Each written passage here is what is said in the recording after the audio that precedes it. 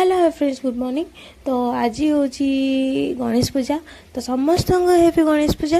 तो आम दी भौणी जा मार्केट रू जाकि नहीं आसलु डेकोरेशन जिनस। तो आम दी भौणी ठाकुर को द्वार मुहर लगेदेलु। देन दीदी तार चलला चेयर टेक नहीं तार बाहर नहीं आम डेकोरेशन करदेलु कारण फांका देखा। तो ता भर आम बहुत सारा मजा मस्ती भी करदेलु। देन दीदी ता भर गाधे के पलि आसला। देन दीदी केते सुंदर फ्रुट्स थाली रे सजे देछि, हार भी बने देछि ठाकुरंग पई।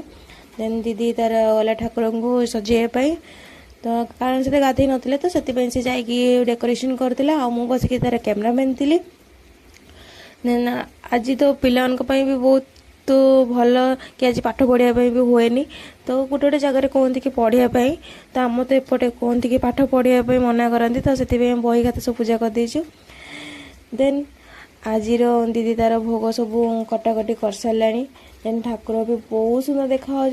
तो आप कमेंट निहाती जनइबे ठाकुर के देखा। तो दीदी तार एवं पूजा जहाँ भी विधि अच्छी तार सब जी तो आम जाचु से पूजा करचु।